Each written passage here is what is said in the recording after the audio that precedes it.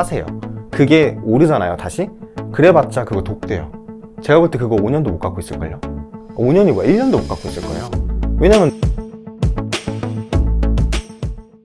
월 한 200만 원 정도 받는다 하면은 돈을 좀 이렇게 좀 불려봐라. 저는 ETF 투자라고 말씀드리고 싶어요. ETF 투자. 네, 지금 상황에서 사실 주식 투자라고 하면 어떤 분들은 반감을 가질 수 있다고 생각해요. 충분히 이해하는데 그거는 단기적으로 봤을 때지 앞으로 어떻게 될지 모르는 거예요. 그렇죠, 그렇죠. 이제 사회에 첫 발을 내디신 분들은 큰 목돈이 없어요. 맞아요. 주식 같은 경우는 적은 금액으로 살 수 있기 때문에 장기적으로 좀 표본이 넓은, 예를 들어 S&P 500 같은 경우는 500개의 우량 기업을 한 번에 사는 ETF잖아요.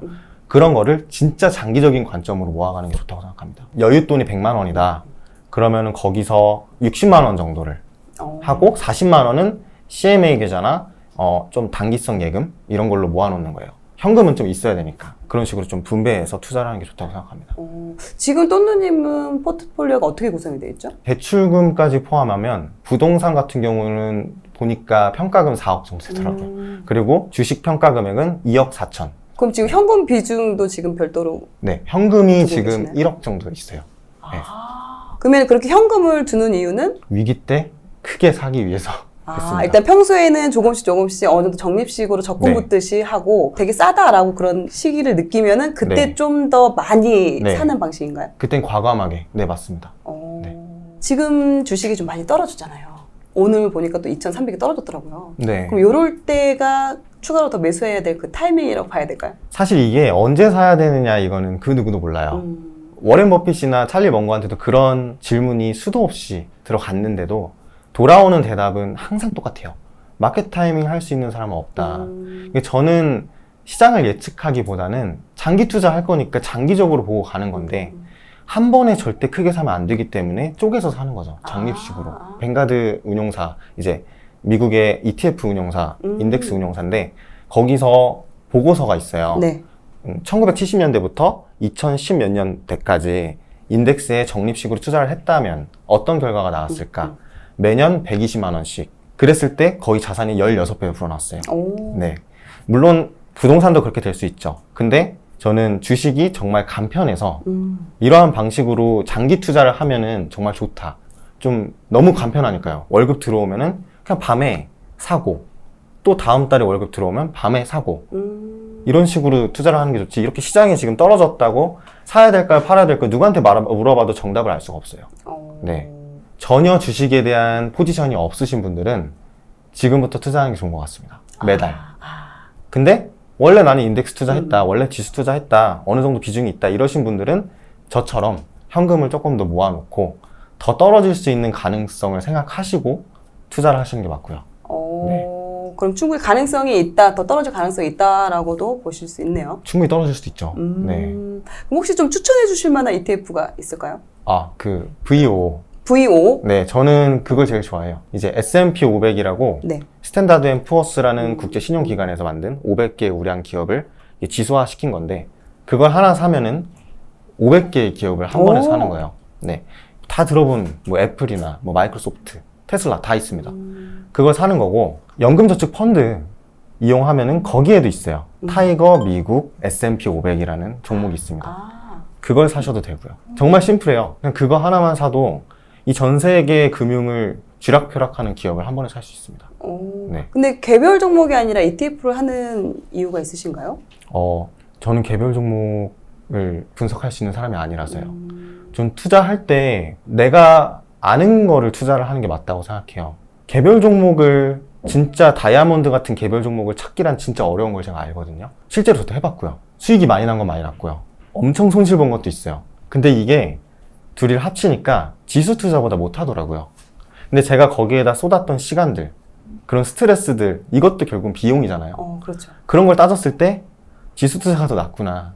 그렇게 생각해서 저는 개별 투자는 안 합니다. 시간이나 이런 걸 봤을 때 지수가 직장인들이 투자하기에는 오히려 더 편할 수도 있겠네요. 네, 훨씬 더 안정적이다라고 말씀드릴 수 있을 것 같아요. 또 지금 주식이 많이 물려있고 이런 분들이 많이 계시는데 네. 위기를 좀 기회를 만들 수 있는 방법이 있다면 어떤 게 있을까요? S&P 500 기준으로 16%? 17%밖에 안 떨어졌더라고요. 전 고점에서.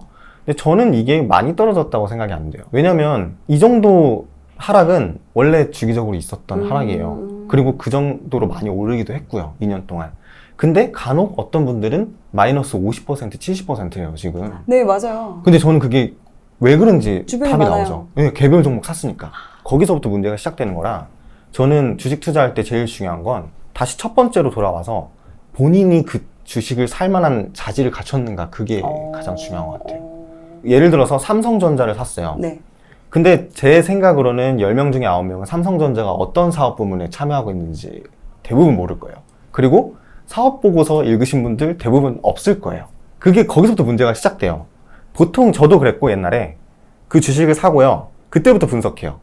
그 다음에 너는 무조건 올라야 될 주식이야. 근데 그러면 안 된다고 생각해요. 그래서 저는 많은 분들이 지금 만약에 손실이 많이 났다 하시는 분들은 어쩔 수 없어요. 그거는 종목을 들여다 봐야겠지만 아마도 내가 모르는 종목에 투자했을 가능성이 클 거예요. 지난 거는 잊으시고 다시 첫 번째로 돌아와서 내가 아는 종목을 예를 들어서 ETF, 그 ETF에 대해서 공부하고 내가 아는 거에 대해서 투자를 해야 된다고 생각해요. 네. 저도 지금 삼성전자를 네. 조금씩 네. 모아가고 있는데 제가 사업 보고서는 한 번도 본 적이 없네요. 지금 그래서 지금 제 얘기를 어떻게 설마 뭐 망하겠니? 나보다는 더 오래 가겠지 뭐 이런. 저도 삼성전자 지금 많이 떨어졌잖아요. 유혹을 받아요. 저거 사볼까? 근데 그러면 안 된다는 거 아니까 사업 보고서를 다운 받아봤죠. 엄청 많죠. 읽어야 될 게. 어떤 임원들이 어떤 식으로 사업을 하고 있는지, 어느 나라에서 어떤 부분이 지금 어떻게 되는지 이 정도는 알고 투자를 해야지. 그게 없이 투자를 하면요, 떨어져도 왜 떨어지는지 몰라요. 맞아요. 올라야 되는데? 근데 그게 너무 근거가 없는 말들인 거죠. 왜 올라야 되는데? 거기에 대한 이런 것 같아요. 네. 왜냐면 얘가 한 10만 원까지 갔으니까 네. 언젠가는 10만 원까지 가겠지? 그냥 네. 희망상. 그러니까 그게 이거에 비유하면 좋을 것 같아요. 예를 들어서 자식을 키워서 대학을 보내요. 근데 옆집이 저 대학 보낸다고 저도 그냥 보내요. 그 대학에 대해서 공부도 안 하고. 적어도 그 대학이 뭔지는 다 알아보잖아요. 내 자식이 가는 데인데.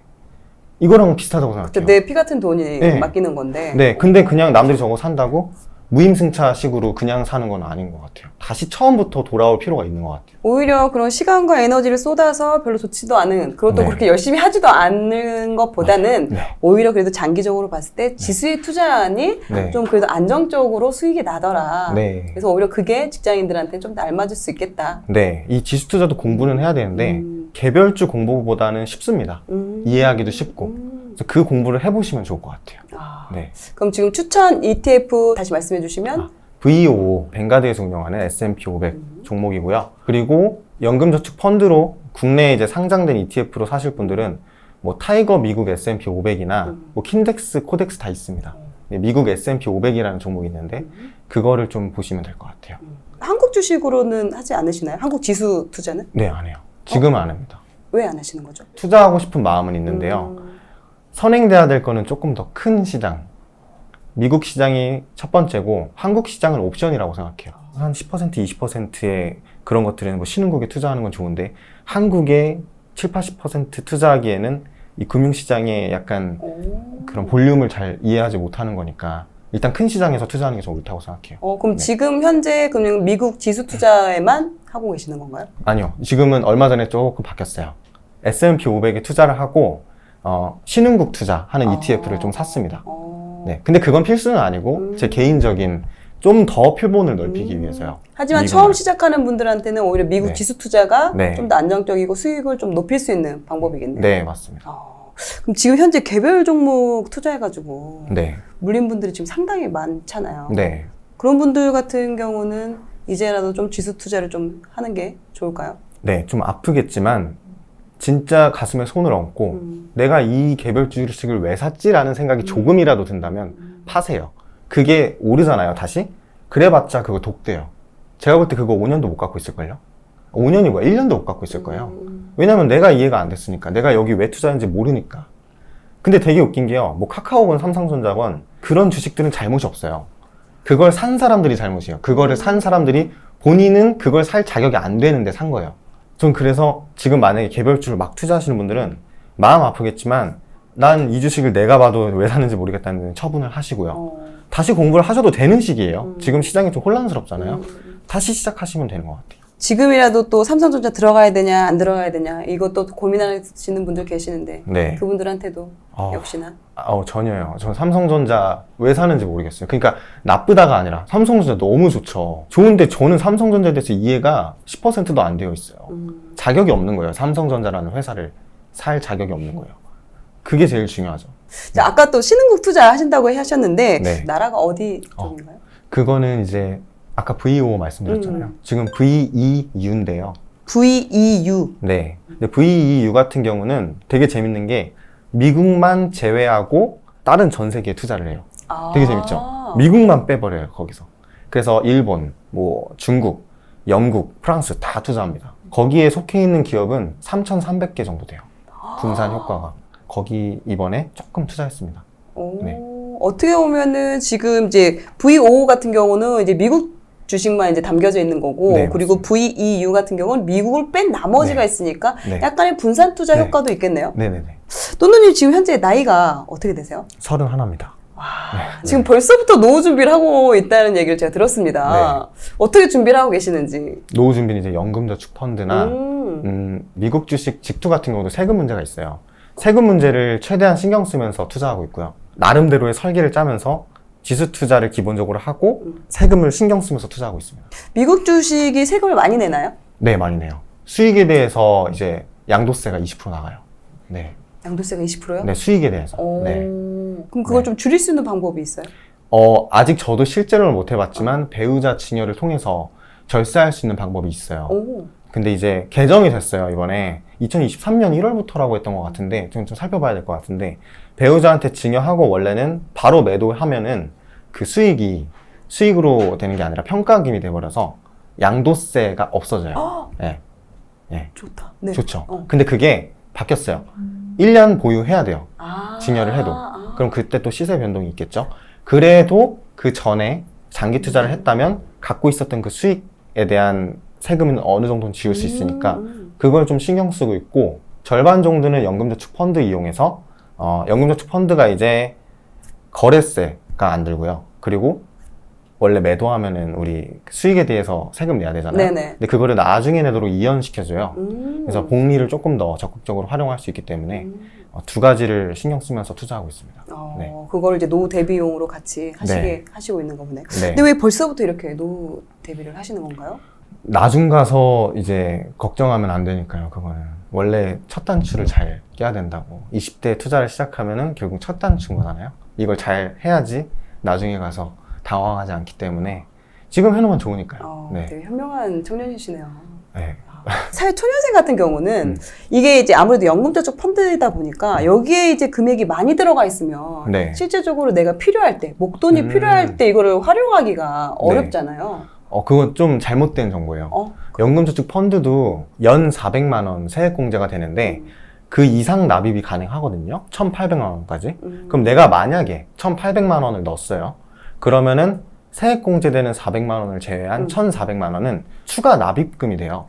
추가 납입금은 언제든지 중도 인출이 돼요. 불이익 없이. 불이익 없이? 네, 뭐 이자를 그러니까 낸다거나 이런 없어요. 부분 없나요? 네. 예를 들어서 400만 원에 세액공제를 받은 금액에 대해서만 세금을 내는 거고 만약에 해지하면 불이익을 주는 거지, 그 이상 금액에 대해서는 목돈처럼 바로 빼서 쓸 수 있습니다.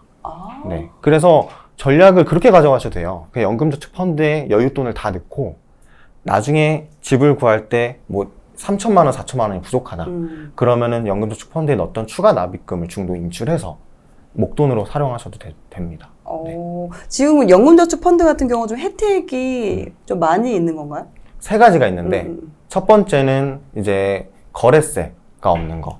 네. 그리고 두 번째는 아까 말씀드린 것처럼 과세를 이연해 주는 거. 수익에 대한 세금을 안 때리고 나중에 내게끔 해주는 거. 그 복리가 더 적극적으로 발생하겠죠. 그 세 번째는 추가 납입금에 대해서는 중도 인출이 가능한 거.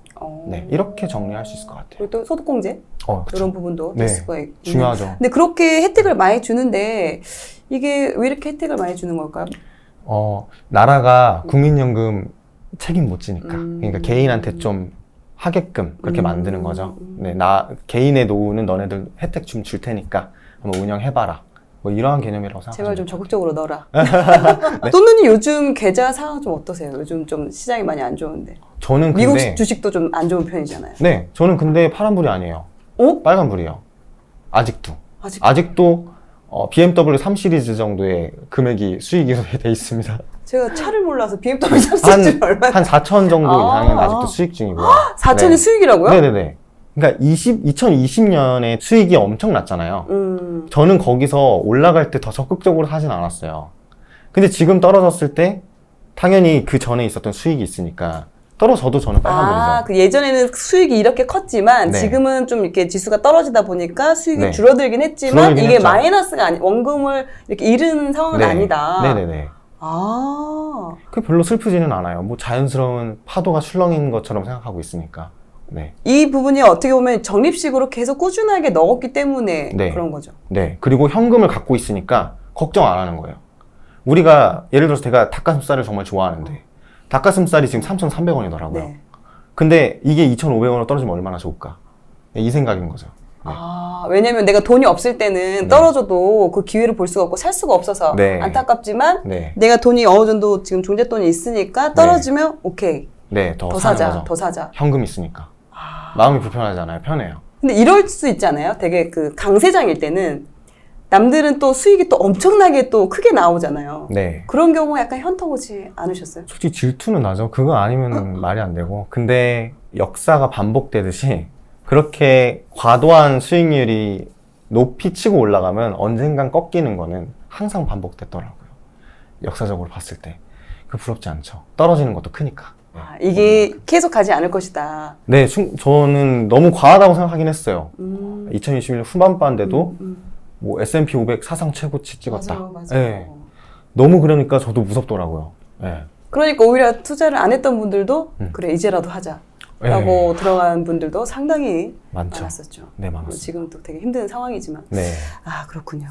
지금 또 이런 이야기도 많이 해요. 요즘 같은 그런 하락장에 오히려 종잣돈 아껴서 투자했는데 마이너스 돼버리고. 네. 그러느니 차라리 뭐 명품 가방도 남고 오히려 내가 위너야. 이렇게 또 이야기를 하는 경우도 있고 이런 말도 나오더라고요. 네. 어떤 이야기를 해줄 수 있을까요? 근데 뭐 서로 경쟁할 필요가 있나요? 그렇게 쓰는 게 좋은 사람은 계속 쓰면 되는 건데 뭘 그렇게 상대방한테 뭐라고 할 필요가. 왜냐면 저희 같은 경우는 돈을 아끼고 불리는 게 그 사람들이 사치품을 사는 것과 비슷한 거잖아요. 그게 더 기쁨이 크니까. 그 지금 뭐 1, 2년 떨어졌다고 앞으로 10년 떨어질 거라고 보장을 못 하거든요. 근데 그런 분들은 10년 뒤에도 저축을 못 해요. 맞아. 네. 맞아요. 그게 왜 흔들리는지 맞아요, 모르겠어요. 맞아요. 네. 2030 세대가 왜 지금 나이부터 좀 네. 노후를 걱정하고 좀 미리 대비를 해야 되는지 필요성에 대해서 좀 한번 말씀해 주시겠어요? 제가 이렇게 도표를 한번 그려봤어요. 제가 92년에 태어났거든요. 근데 보니까 2080 몇 년쯤에 죽을 것 같아요. 90년 산다고 했을 때. 아, 뭐 그래도 네. 평균 연령보다는 네, 조금 올렸어요. 그래서 그려봤는데 제 생각에 50대, 60대 저축 투자 습관을 길들이긴 너무 어려울 것 같은 거예요. 그래서 적어도 50 전에는 이런 습관과 기반을 다져놔야 되는 게 맞구나, 인생을 살 때. 그래야 50대 이후에도 40년을 살아야 되는데 제가 40년을 아직 못 살았거든요. 그러면 지금 20년 안에 승부를 봐야겠다. 네, 그렇게 생각하니까 노후 준비를 안 할 수가 없어요. 50대 이후로 90살까지 40년을 살아야 돼요. 그때 돈이 없으면 어떻게 살아요? 맞아요. 네, 그때 뭐 아무도 안 돌봐줘요. 그걸 그렇게 생각하면은 돈 못 써요, 지금 함부로. 그리고 지금 쓰는 돈, 미래에 나이가 갖고 있는 돈 뺏어와서 쓴다고 생각해야 돼요. 저 늙었을 때를 생각하고 미래에 갔어요. 흰머리도 많고 막 어디가 아플 수도 있는데. 근데 돈을 뺏어서 와서 쓰는 거라고 생각하면 함부로 못 써요. 좀 그렇게 생각하면 노후 준비를 할 수밖에 없습니다. 그러네요. 왜냐면 이 소득이 어떻게나 이제 20대, 30대 젊을 경우에는 이 네. 소득이 왠지 그냥 꾸준히 계속 이렇게 가겠지, 네. 들어오겠지, 이런 좀 기대감도 있고, 네. 또 남들 다 그렇게 사니까 네. 이렇게 살면 또 어느 정도 노후에도 뭐 먹고는 네. 살겠지, 네. 이런 좀 생각을 하고 있는 것 같기는 해요. 네, 맞아요. 그건 개인의 선택이라고 생각합니다. 뭐라고 할 건 아니고요. 근데 거기에 대해서 책임도 온전히 본인이 져야 된다는 걸 꼭 알고 있어야 되는 것 같아요. 맞습니다. 맞습니다. 네.